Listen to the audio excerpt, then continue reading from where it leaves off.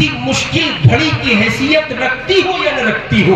لیکن ہم اہل ایمان کے لیے، ہم اہل اسلام کے لیے، ان اللہ کے بندوں کے لیے جو یہ کہتے ہیں، گواہی دیتے ہیں اللہ کے سوا کوئی معبود نہیں ہے، اور جناب محمد الرسول اللہ صلی اللہ علیہ وسلم اللہ کے آخری پیغمبر ہیں، رسول ہیں،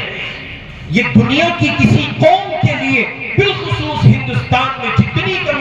کمیونٹیاں بستی ہیں، ان کے لیے باعث تشویش ہو یا نہ ہو، لیکن ہم اہل ایمان کے لیے بڑا مسئلہ ہے کہ ہم اس ایک خاص رنگ کے سوا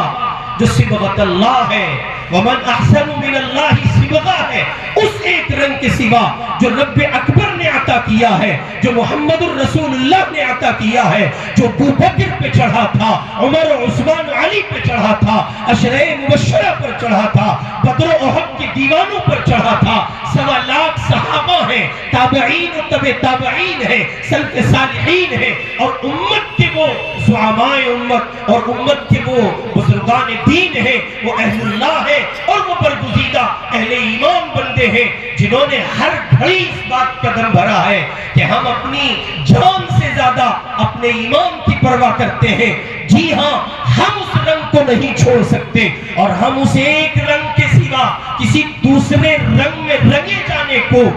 اپنی زندگی کے آخری سانس تک قبول نہیں کرتے ہیں۔ ہم یہ چاہتے ہیں ہم جس رنگ پر پیدا ہوئے ہیں اور جس پشتینی رنگ میں اللہ نے ہمیں جنم عطا کیا ہے، یعنی ہم مسلمان ہیں، اور جس رنگ کے ساتھ ہم نے زندگی کے ایام گزارے ہیں، 20 30 50 60 سال، جس کو جو کچھ میسر ہو سکا، اور جس رنگ کے ساتھ ہم اس دنیا میں جیتے رہے، ہماری آخری چاہت ہے اور ہر دل عزیز چاہت ہے، تمام چاہتوں پر بھاری یہ چاہت ہے، تمام چاہتوں پر قربان یہ چاہت ہے کہ ہم اسی رنگ میں مرنا چاہتے ہیں، الا وانتم مسلمون کا مصداق بننا چاہتے ہیں۔ ہم جان تو دے سکتے ہیں، محمد الرسول اللہ صلی اللہ علیہ وسلم پر لایا ہوا ایمان نہیں دے سکتے۔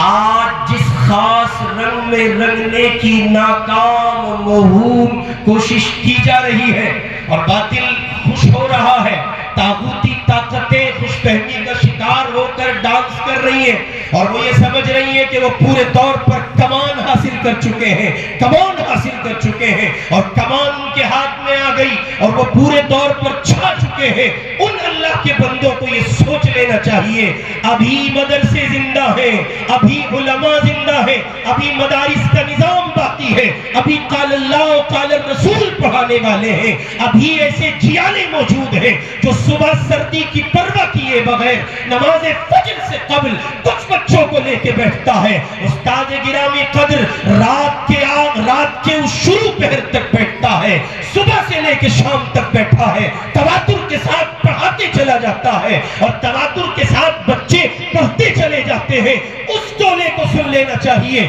جو ایک خاص رنگ میں پورے ملک کو رنگ دینا چاہتا ہے۔ ہم ببانگ دہلی اعلان کرتے ہیں، او اللہ کے بندو،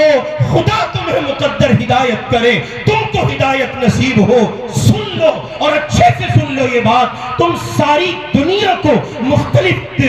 قومیں جو یہاں آباد ہیں، ان تمام کو تم ایک خاص رنگ میں رنگ سکتے ہو۔ ہمارے سینے قرآن کی دولت سے معمور ہیں، ہم ایمان اپنی جھولی میں رکھتے ہیں، ہم ایسے علماء پاتے ہیں، ہم ایسے اساتذہ پاتے ہیں، ہم ایسی جیالی قوم پاتے ہیں جو ایک وقت دال پر گزارا کرتی ہے اور دوسرے وقت ایسے شوربے پر گزارا کرتی ہے کہ اگر بند پڑے تو مفتی غسل کا فتویٰ دے دے کہ صاحب اس سے کر گزرو۔ ایسی قسم پرسی کے ایام گزار کر ہم اللہ کے دین کو باقی رکھتے ہیں، رنگ سکتے ہیں آپ جہان بھر کی قوموں کو، اس ایک خاص رنگ میں ہمیں نہیں رنگ سکتے۔